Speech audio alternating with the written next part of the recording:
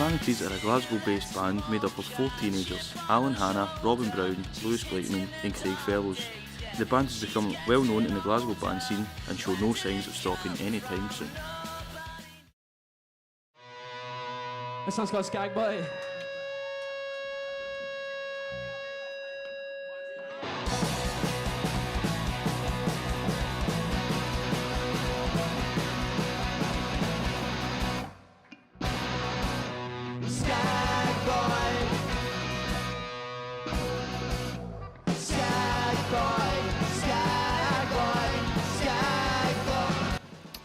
I grew up in a place called Penlee in Glasgow, sort of small kind of place, just tiny, but it's not the nicest of places, but it's where I grew up.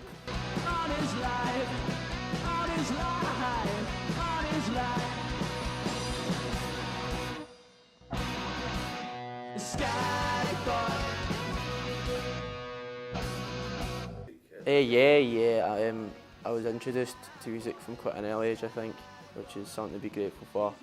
But some of it good, but like at the same time, there's maybe some stuff that I'm not going to share with you that I used to listen to when I was younger. I think we were all that way.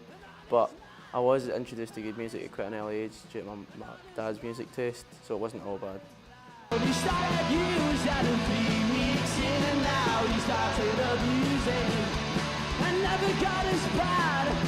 Then it started listening to it and getting something from it. I think probably when I turned about 13, that's when music started. I started listening to it a different way. I think we all do. I was actually shown to punk music at quite a young age. One of the first albums I owned, which I was given to, was the best punk album in the world. It was a compilation, 2-disc set, and the opening track was Anarchy in the UK by the Sex Pistols. And I didn't have any idea what it was about, but it was loud, and from the moment I kind of heard a song like that, brilliant. But songs that kind of stood out to me, There She Goes by the Lads, I would say was probably one of the few songs that I thought was perfect pop music, and I wanted to write a song like that. Was There She Goes, I'd say.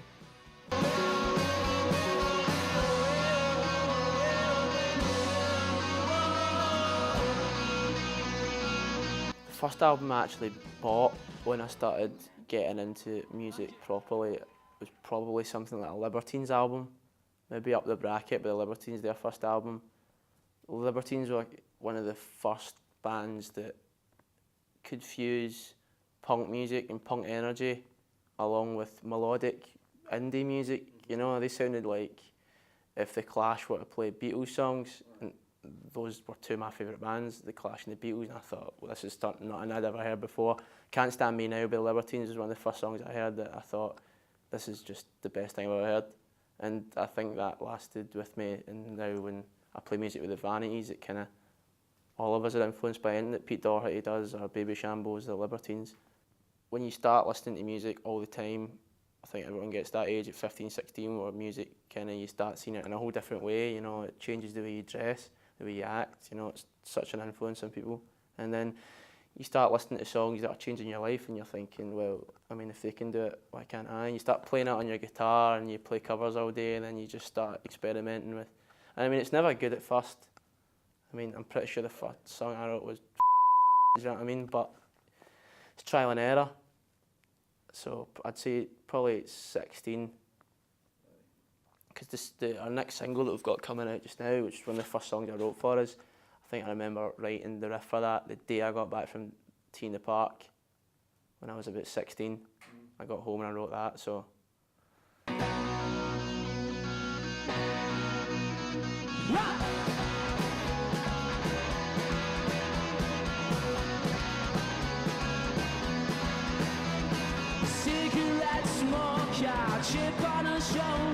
Johnny's a Reject or Codeine, which were two songs that have pretty much been consistent in our set list since we started, you know what I mean? I mean, the first song we wrote was just probably garbage, you know what I mean? But Johnny's a Reject, I'd say, I wrote that and add something to it, and I remember bringing it into the rehearsal, and it was just me and Robin at the time, my guitar player, and he loved it. and then I liked it as well, but I've quite a knack for 2 weeks later not wanting to hear anything that I've wrote, do you know what I mean? It's quite, so I went to him and I wanted to get rid of it, and he basically told me that if I was, well, to put it nicely, that I was an idiot if I were to get rid of Johnny's a Reject. And now it's pretty much everyone that comes to see us their favourite when we play it live, so yeah, it's a good live number, yeah, so well done, Robin. And all the boys and girls sing la da da, la da da, la da da, la da da, but not him. Oh, Johnny Calloway. It was always there when I was about 13, but it wasn't realistic back then. And my parents are quite old-fashioned, my mum particularly is quite old-fashioned, that if you're not out bricklaying at 6 in the morning, then you've not got a job. So you don't really tell people that you want to do that stuff. But when you reach about 16, 17, and then I started performing in bands, I thought, you know, why couldn't I do something like that? Because, I mean, musicians aren't grown in a field.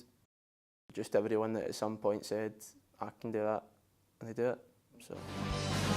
Here comes the film, yeah, here comes the reason my fun was killed once before. I've known Robin for 4 years maybe 3 years. We knew through friends of friends, so he's kind of local to me, but we put up an advert for Craig the drummer because we needed a drummer. Eventually got sick of just playing with 2 guitars in a rehearsal studio, and luckily Craig replied, and Craig knew Lewis, the bass player, and then 4 of us started the band.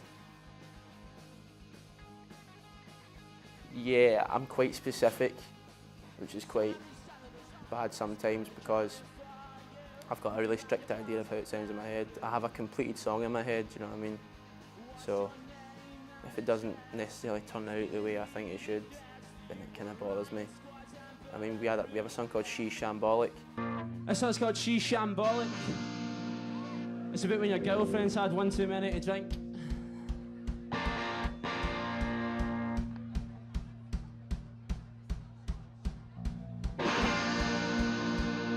Which we've finally settled on a version of it after about 7 times of changing the key, and changing the drum beat, and changing the speed and the tempo. But we've kind of finally figured on something out. But when you first have your first set list, when you play live for the first time, you have a mismatch of songs that are not in any style. Do you know what I mean? It's just everything. But once you start growing as a band and you develop your own sound, anything you write just sounds like you. So eventually all of our songs started sounding like us.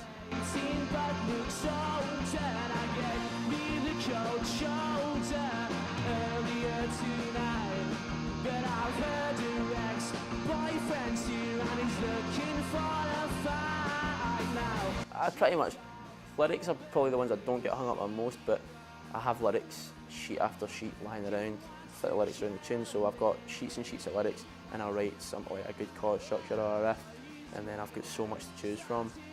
But I mean, the stuff I write about, you know, like all the stuff I was writing, I was about 16, so you write about stuff that's close to you, do you know what I mean?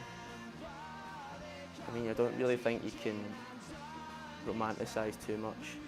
And you can romanticise stuff like Lament or, you know, Vitriol, but you got to stay close to home. Vanities. This song's called DVcrew.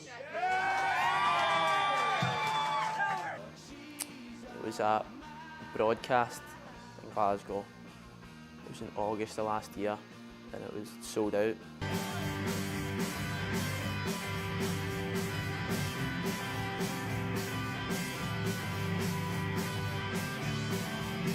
I was absolutely bricking myself, yeah. You just got to bite the bullet, don't you? There's no really other way to do it. There's no plan or warm-up you can give yourself when you do your first gig.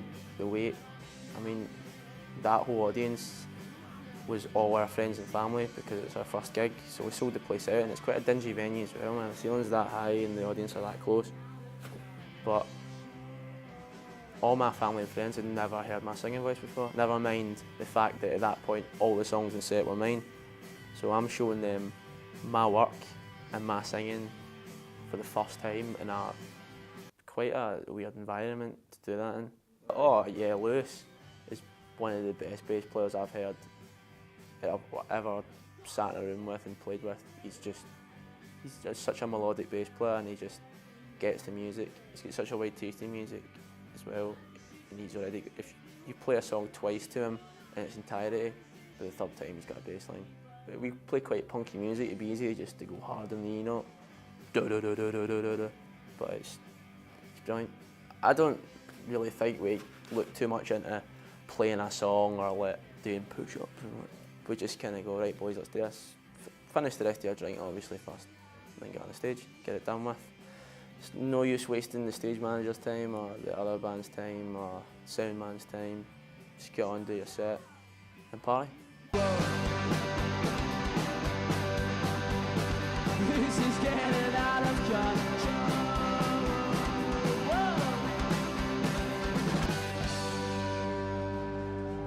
Thank you very much. We've been the Vanities. I hope you enjoyed Pretty Vicious. Nice one, cheers. When they're singing words back to you that I wrote in my room when I was 16 on an acoustic guitar, it's pretty takes you back at first. And you remember, I do remember when it started happening, because it's just an overnight thing, do you know what I mean? When it first kind of starts, you're singing and it's just you playing to a room full of faces, and then all of a sudden I'm singing Johnny's a Reject, and then the chorus is a lot louder, and then you look and then you see people singing, and then a few gigs more and more people get into it. It's just really works.